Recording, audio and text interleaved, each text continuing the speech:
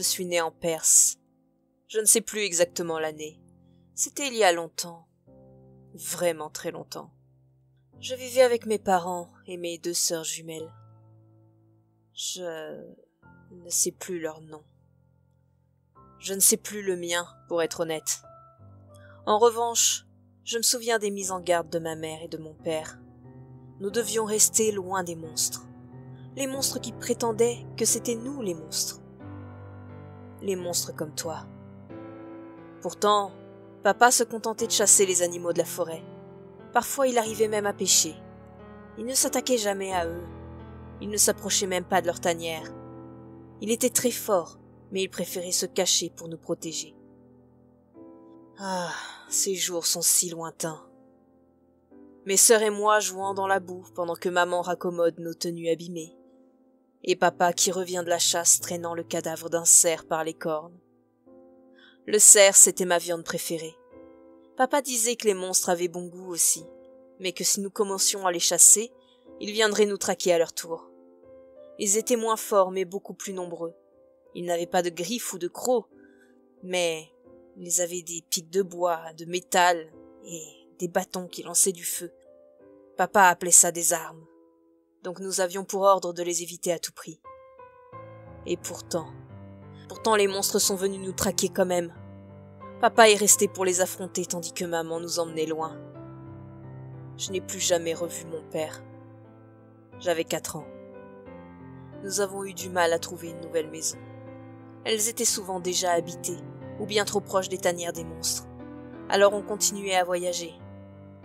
Je voyais bien, malgré mon âge, que maman était inquiète. Elle regardait tout le temps derrière nous. Elle écoutait chaque son qui nous entourait, tout en nous surveillant. Nous avions réussi à leur échapper pendant 1 année entière. Mais maman ne baissait pas sa garde. Si elle s'était détendue ce soir-là, nous serions morts tous les 4. J'aurais peut-être préféré mourir. D'après papa, les monstres ne nous mangent pas. Ils se contentent de nous tuer. Juste comme ça. Parce que ça leur fait plaisir. Parce que nous ne sommes pas comme eux. Parce que nous leur faisons peur. Et cela même si nous ne les attaquons pas. Ce soir-là, maman nous a réveillés en pleine nuit. La lune illuminait le ciel. J'adorais regarder le ciel la nuit. Mais je n'en eus pas le temps ce soir-là. Maman n'a même pas pris nos couvertures et nos vêtements. Elle a attrapé nos mains et nous avons couru. Nous allions aussi vite que nos petits corps d'enfants nous le permettaient. En peu de temps, j'ai commencé à entendre des cris derrière nous. Quand j'ai regardé, j'ai vu des flammes. Elles étaient loin, mais assez proches pour m'effrayer. Les monstres étaient juste derrière. Maman m'a rattrapé de justesse, car je courais droit vers un ravin sans le voir. Nous étions arrivés au bord d'une falaise. La mer en bas se jetait avec force sur les rochers. Maman a regardé en arrière. Elle a écouté les vociférations et les cris de rage qui nous suivaient. Elle nous a alors serrés dans ses bras en pleurant. Je pensais qu'on allait juste rester là, attendre que les monstres nous attrapent. Ou peut-être qu'ils ne nous feraient pas de mal en voyant que c'était nous qui étions effrayés. Mais maman nous a alors poussés dans le vide. Nous savions tous les 3 nager, mais sous l'effet de la surprise, j'ai failli me noyer en arrivant dans l'eau. Je pouvais à peine entendre ma mère qui criait depuis le haut de la falaise. « Nagez! Nagez droit devant! Ne vous arrêtez pas !» Nous étions triplets, mais j'étais le premier des 3, comme disait souvent papa.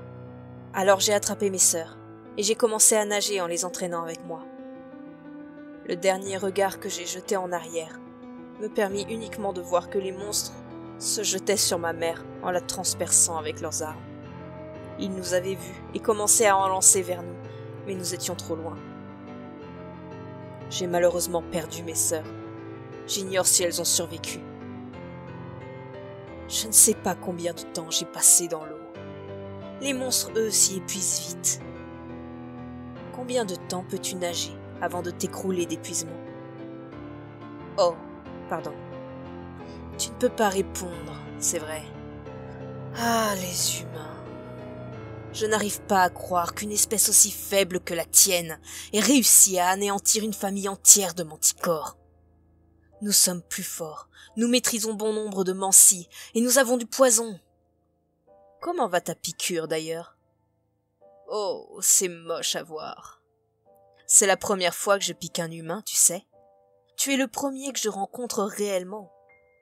Ceux-là qui ont tué mes parents, il y a environ 300 ans, je ne les ai vus que de loin. C'est quand même pas de chance.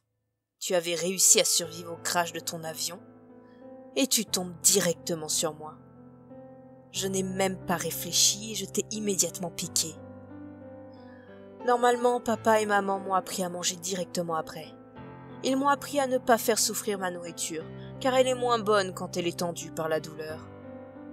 Mais tu as eu le temps de me demander ce que j'étais et ce que je faisais là, avant de t'écrouler, alors...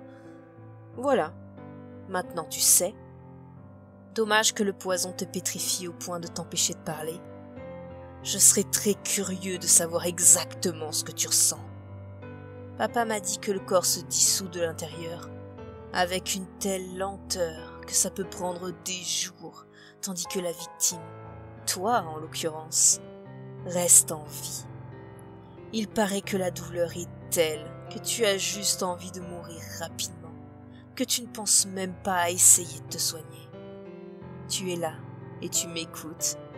Tu ne peux rien faire d'autre. Ça n'a rien de personnel comme tu as dû le comprendre. J'ai juste faim.